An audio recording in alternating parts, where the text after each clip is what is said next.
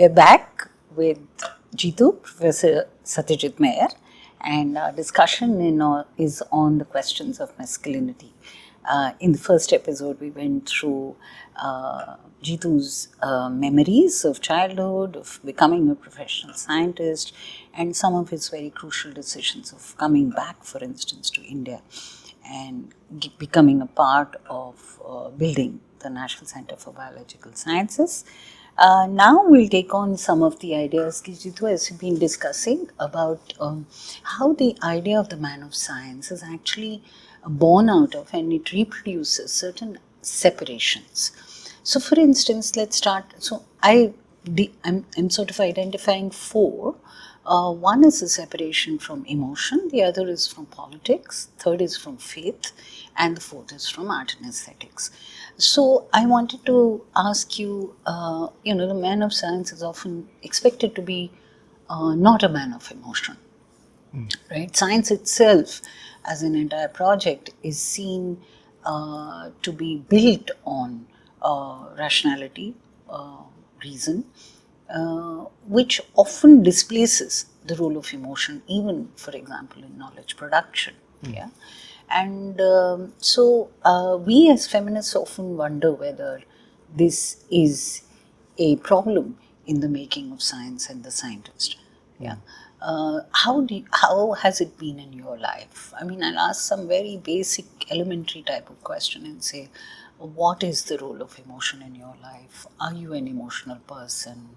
What is the role of emotion in science? How do you navigate that? Some of these things, if you can just respond to that. Yeah. Well, I think I am an emotional person because, even the decision to come back to India was an emotional decision, fundamentally. Right. I mean, it was about an emotion of, feeling I was losing something. Right. And, right. And wanting to, know that know what I was losing was a big driving force. It wasn't about doing science, actually. So when I come back to India to do science, or to start, exploring science, I thought that I was going to be able to explore this side of me, which felt that I was not able to understand when I was away. But I must confess that that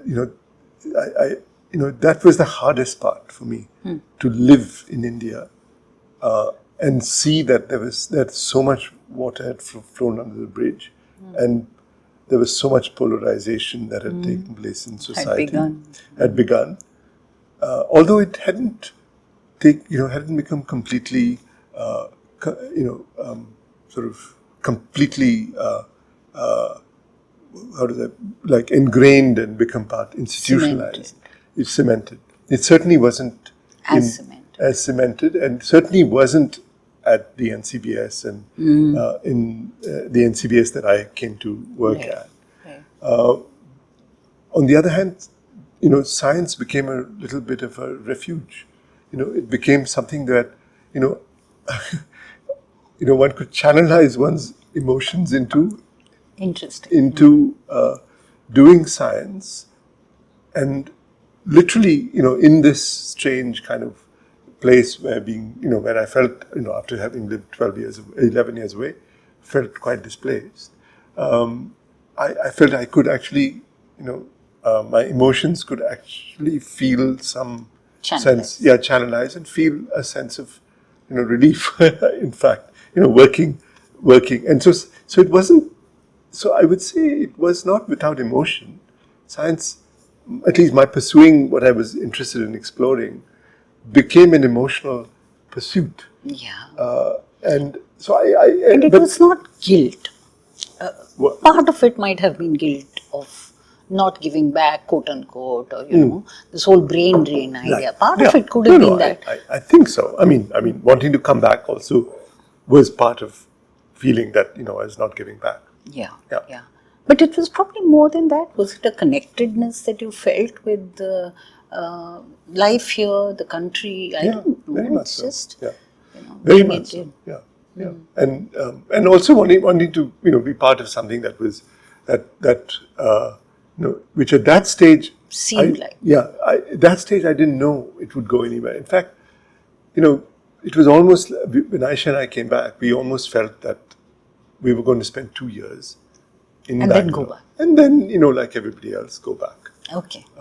It was going to just simply, what should I say, be something that would fulfill, the kind of dire predictions that had been made by many of our friends and colleagues in America that, you'll go back and you'll definitely be running back in 2 years. So, Which many people did. which many people Some did. people, for In sure. fact, several people did. There were very few, at least in the scientific community that I knew, who supported my decision to come back. Yeah. So anyway, I mean, be that as may, I think for me, doing science has not been one which you've caricaturized as being divorced from aesthetics, from politics, from emotion. For me, science has been very much about all these things. So As it should be. exactly. And I think that appreciation also did not come from being a scientist amongst scientists. It came from being a scientist who were also interacting with people who were outside of science, who deeply were suspicious of science. So, and that was what my collective community was in New York. Yeah. And there were so you, as a scientist, you were already seen as a suspicious person because you had access to power and money, Interesting. and in the world that was dominated by that. So I did appreciate that, and I do feel that as scientists, one must be aware, have a sense of these aspects of one's own existence in society, which is about politics and about about aesthetics and the connection to emotion. Because if you don't, I mean, science and wanting to understand something in a way that is fundamental and does have a basis in a certain epistemology that is part of a deep tradition of questioning. I mean, to me, I feel that to be part of that is as much an emotional engagement as one of cold reason. So it's not divorced from. I mean, it's very hard for me to separate those two Separated things. too. Is this also probably, could it be because you are a biologist? It could be, yeah, because we, I mean, to be, to be quite frank, I think that's what attracted me to biology in the first place. That is, that it was about wanting to understand what is living. What is it that makes something a living system? A quick detour. yeah. What do you work on? Yeah. Sorry. Yeah. Well, You make it very elementary. Okay. No, I work on trying to understand how a cell senses its engagement with the outside world. Okay. And how does it both respond to the sensory environment that it exists in, and what enables it to respond to it. So what does it sense? How does it respond, and what enables this response? I mean, normally we think about this response coming from from very reductionist terms of the genes that make up a cell, make up what a cell finally is. But in fact, a lot of this sensing and responding is completely outside the genes of the cell. It is happening at the very periphery of the cell, which separates it from the outside world, whether it's another cell or wide open space. So you are mapping interconnections. I am mapping interconnection. What kind of work? Interfaces, Interfaces, interconnections. And the approaches that I use are of course, biology is the basis for, the existence of these cells in the biological context is the basis, is the problem that I'm engaging with, the cell in a context. But the approaches that I use are very much that of physics and math and observation. I'm also going to digress again a little bit here on the question of, sometimes I've been asking people that if physics, as we see it, has been an extremely masculinized discipline, and this is my language, you don't have to accept it, and biology has been seen as a deeply feminized discipline.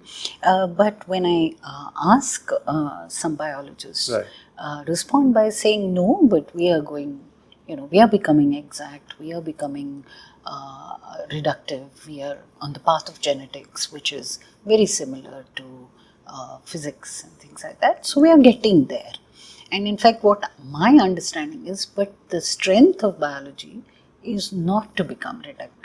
So what do you see this trend? I might be simplistic here, but what do you see of this trend of moving more and more into genetics and then genetic engineering and all of that? Yeah, no, I think that's a fair way of putting the dominant thinking in biology from the 50s, from the Watson and Crick sort of era of molecular reductionism.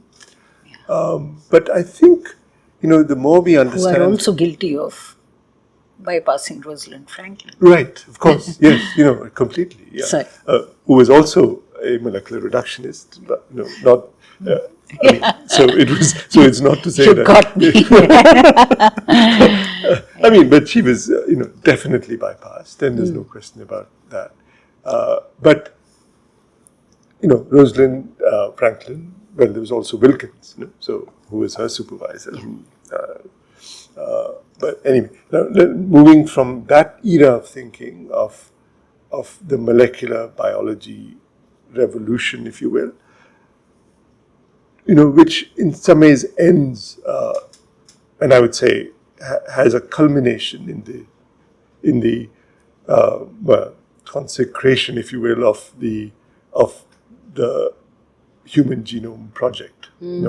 Almost as the temple of molecular biology. Right? At the end of it, almost faith that that's going to solve all problems of us understanding a biological system if we understand the genome of the system.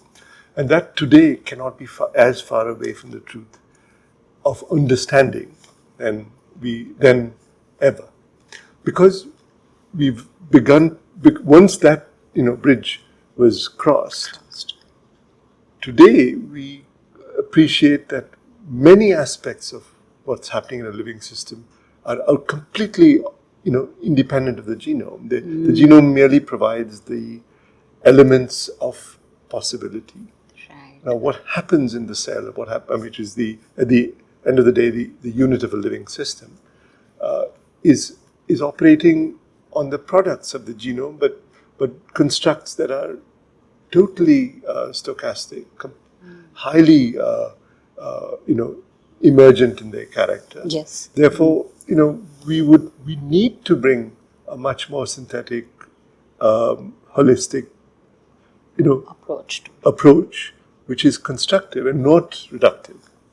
And I think that thinking was already happening if you think about the surface of the cell, which is at the end of the day, a self-assembled fabric of a bilayer in which you have molecules that are sitting, and the configuration of that system is so far away from the reductionist view of that, because you can never take this collection of molecules and shake them up and make them form that structure ever. Because there's something else going on. Something else is going on. So how does one understand that? So, this reminds me of Keller, for example, when she talks about Barbara McClintock's work and being far more holistic, but also reminds me of her other work in Secrets of Life and Secrets of Death, where she says that, and in context to what we are talking about in terms of emotion and connectedness, what she says is this whole direction in which Right. biology has produced, Right. moved Right. from the 50s onwards actually takes us away from that deeply connectedness Right. that biology actually, the strength of biology actually is. Yeah. So, yeah, but other than that, so let me also ask things like, what, for example, in your life, are, uh, so you said you are a deeply emotional person, but in in your decision to come back also you see that in the way you understand science. But as a professional scientist, Jitu, so as an institutional builder, in organizational matters, how do you navigate this world of emotion?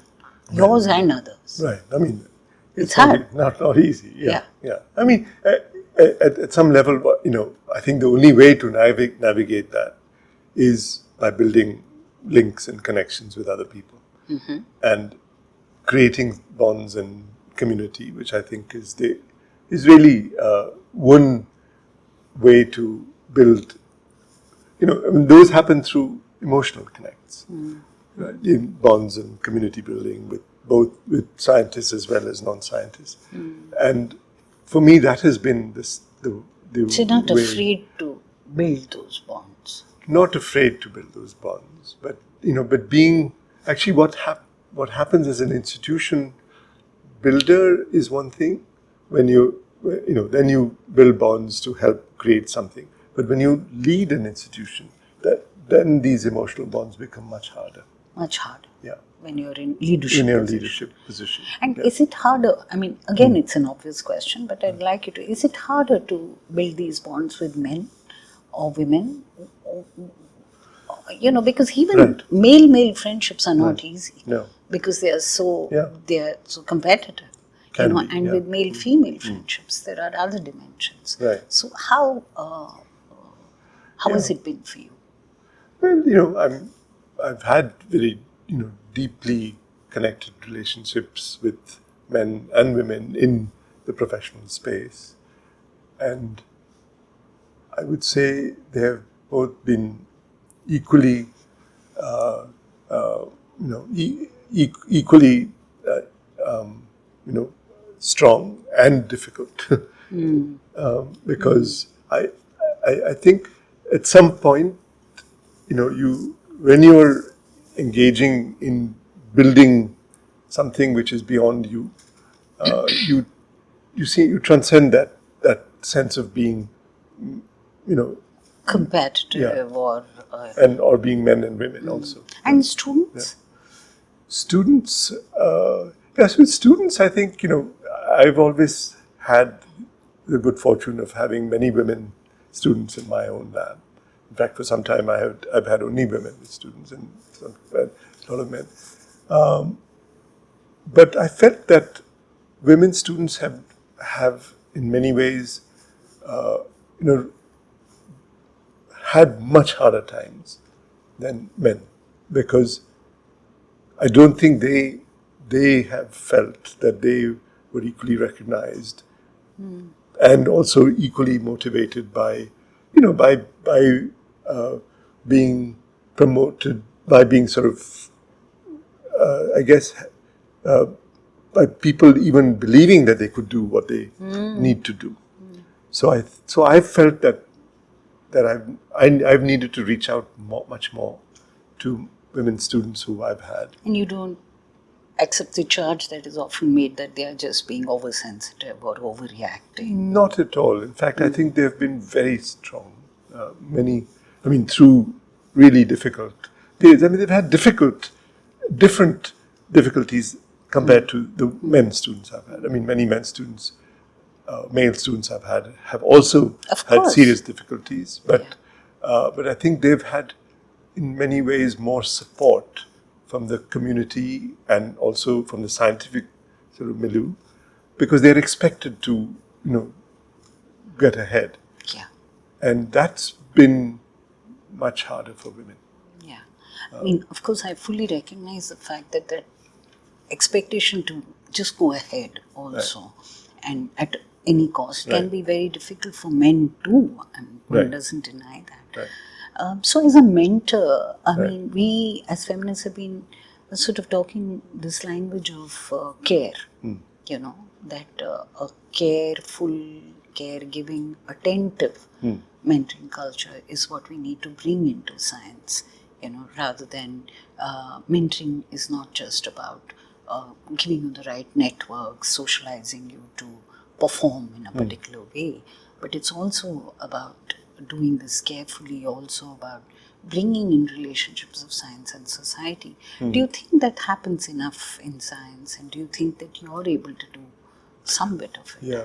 Well, I don't think it happens enough in science. I don't.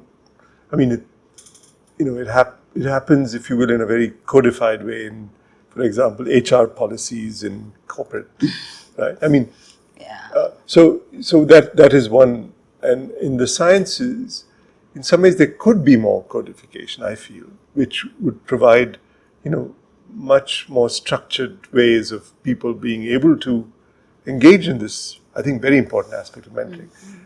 That doesn't happen as much.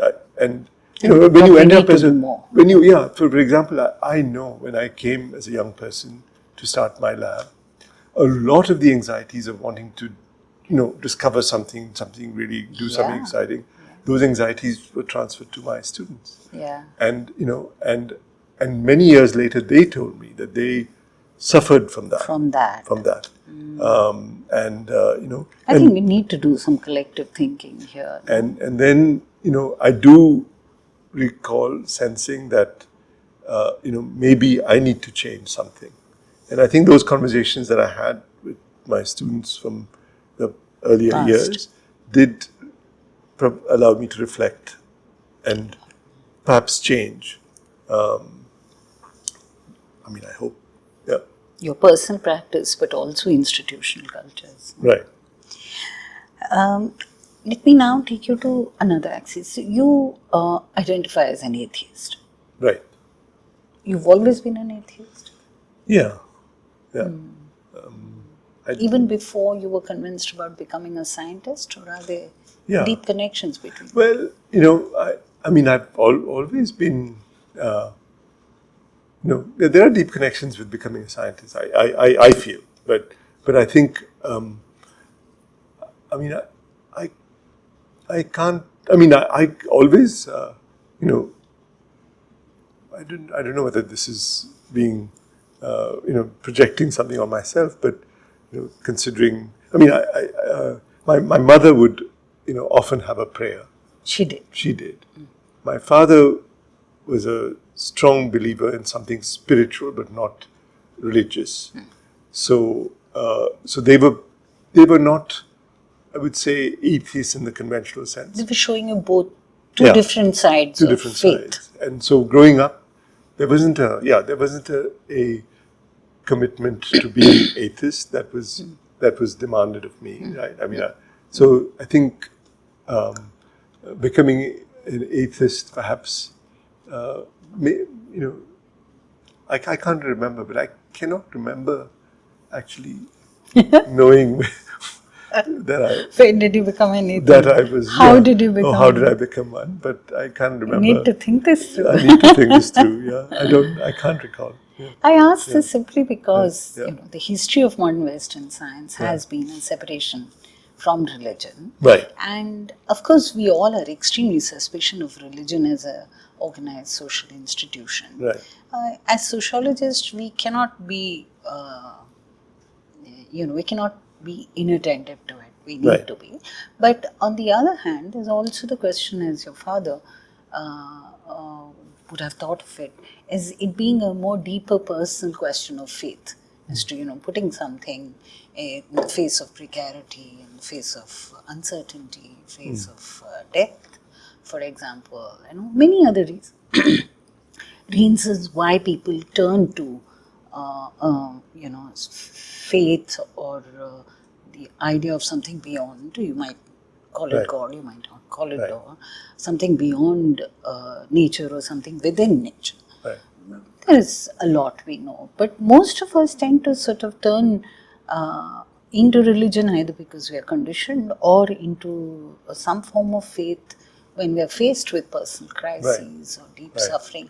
You never felt the need for something like that?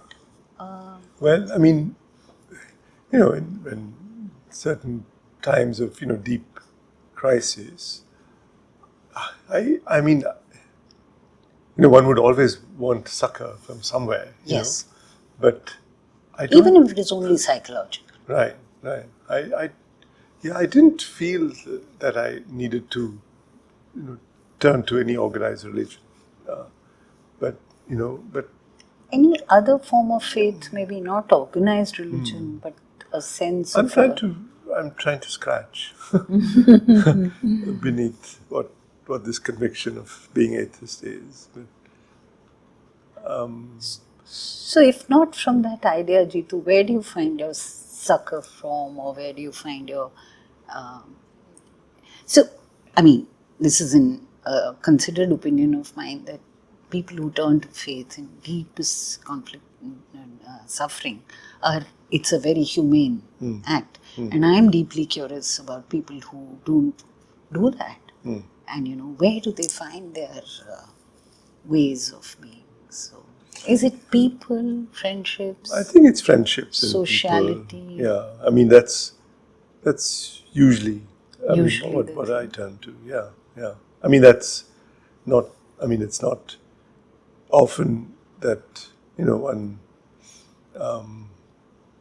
Yeah, I mean it's really that. I mean, and I think that's been, at least so far.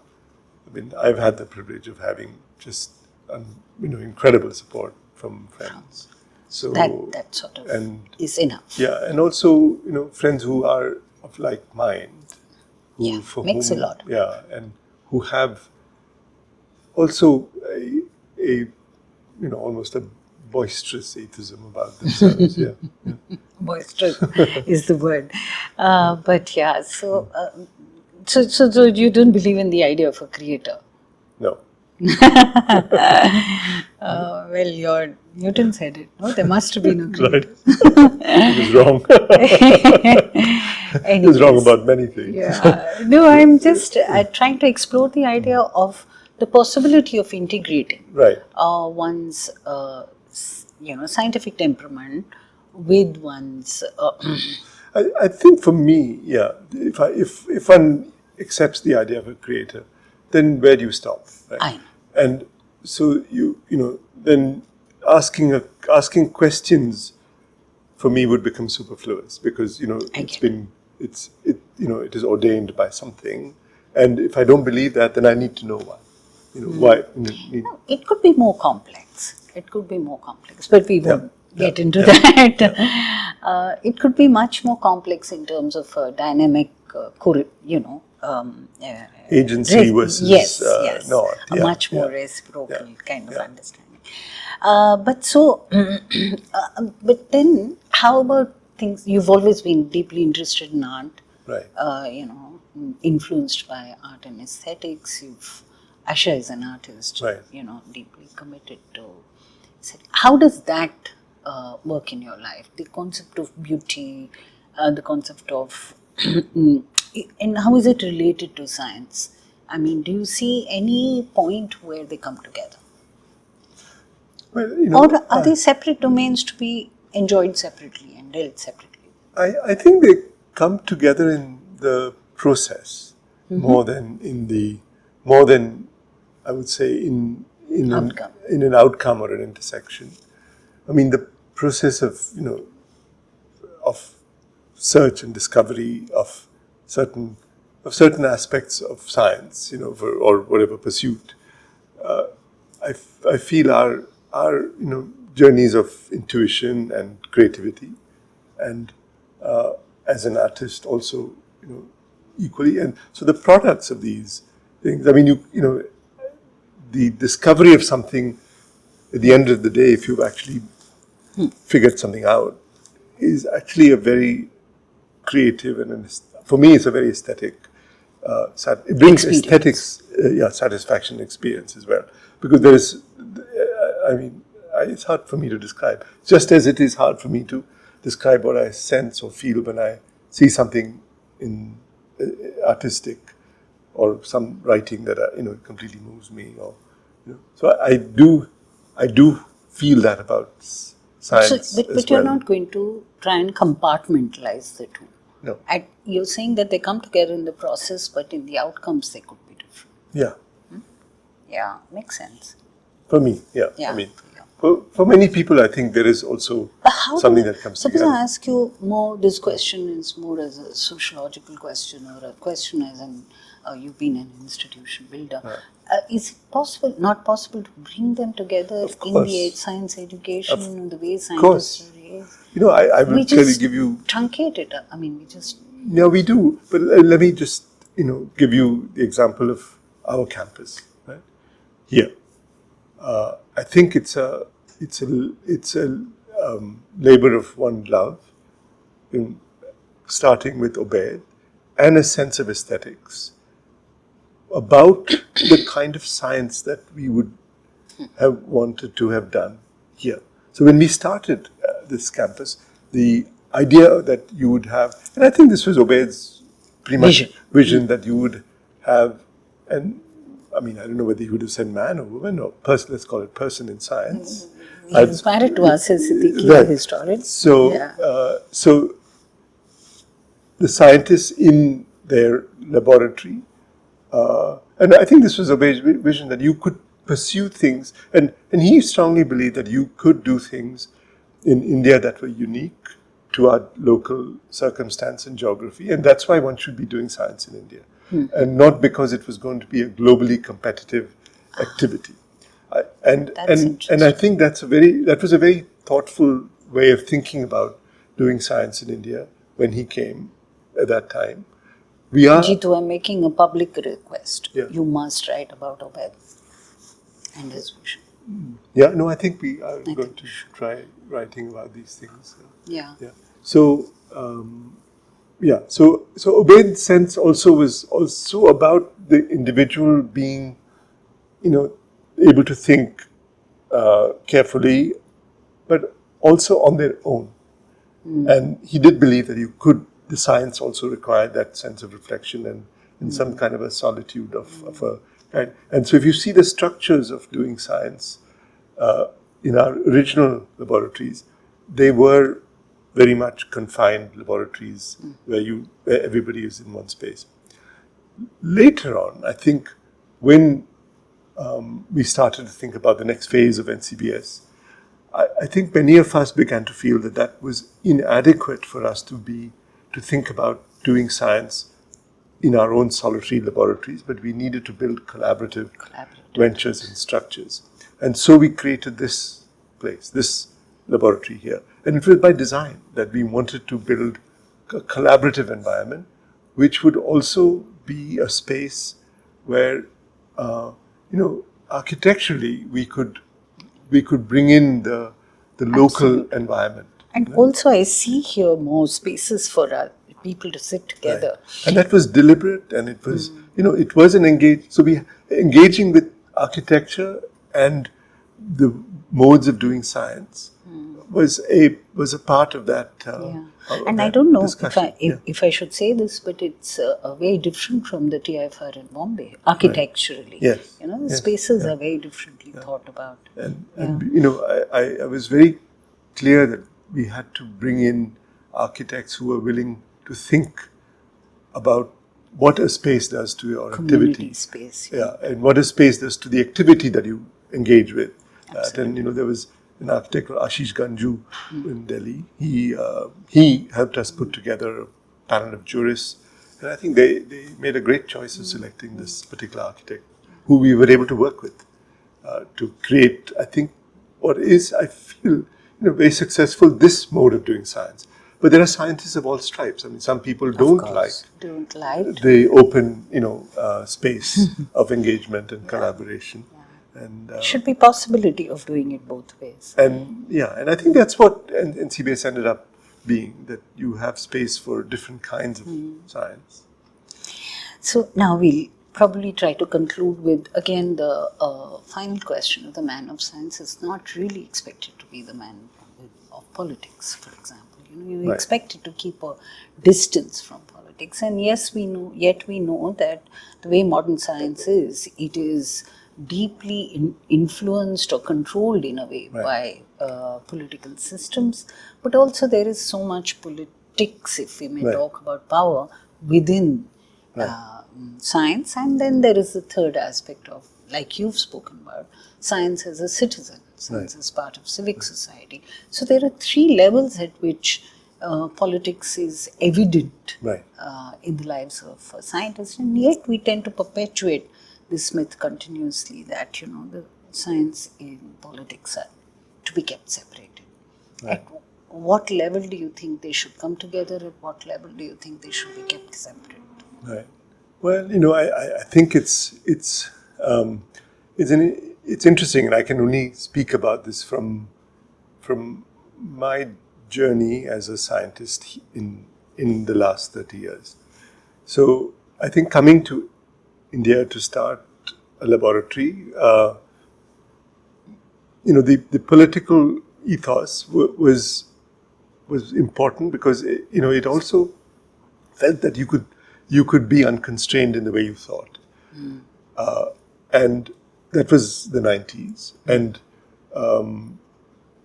I think India was also beginning to open itself up to globalization, and there was a sense that anything would be possible, and anything could be done, and that was, I think, for some of us who were working here at that time, a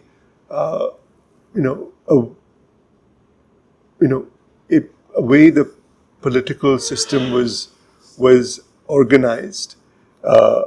It did.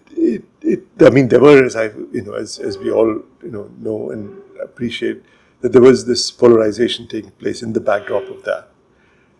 And so I think science in that context was also seen as something that was something that could happen with a sense of questioning and a sense of possibility that did not have to be closely aligned with the politics of the moment at that time. But it could still be political in the sense that you could be questioning. Right? But I think over the past, and that I would say continued pretty much unto the second UPA. It even was not disrupted by the first BJP government that came in power in 2002. But when the current government comes in, I think one immediately at least I began to feel a closing down of that space. So politics does influence how you begin to think about it, because immediately ideas of, will this be aligned with, or will this not be aligned with the thinking of the day, political thinking of a government became very much part of the language of many of the administrators, and I think that becomes somewhat antithetical to the project of science. But of course, one has to be aware of that. Project of democracy. But one has to be aware of that. And navigating science in that atmosphere, requires a certain kind of, commitment to principles of democratic from the scientists. And my regret is that has disappeared now. That kind of commitment is difficult. Yeah. Let's not end on that note. If I may ask you that, what would be your very thoughtful and reflective messaging to young people, but particularly the boys and men coming into science? Particularly the men. Men. Oh, the boys. The boys. Okay. Because remember, this conversation. I know, but I would also masculinity. want to be having a message for women, because I think, because I think at this stage, at least in most scientific institutions, there is a sense that, it is diversity of thinking and thought processes that brings truly creative activity. And I think, I mean, to me, that is so critical for us to be doing that now, especially at this moment of, the globe is facing of authoritarianism, of climate change, of, of the kind of, political and environmental crisis that we are in. So, and coming to India, I think there is still the possibility that one can influence the local environment that one lives in, and the local environment, one can create a local culture that is resilient and potentially something that can be carried over for the future. I mean, I think the reason institutions like ours survive, despite all odds outside, is because the culture has been resilient. I don't know for how long, but it has been resilient. And that is because people have come and engaged with it. And I would say that's the messaging that I'd like to give, that unless you come and engage, maintaining scientific culture, which is true to itself, not as a gendered culture, but as a culture that welcomes and informs and is informed by diversity. I think it requires deep compassion to be respecting diversity and understanding. Yeah. But I think that to me, that's the most important thing that one can bring to the spaces that have been created, and maybe the new spaces that will be created. Thank you, Jitu. Thank you very much. This is a lovely conversation. Thank you so much.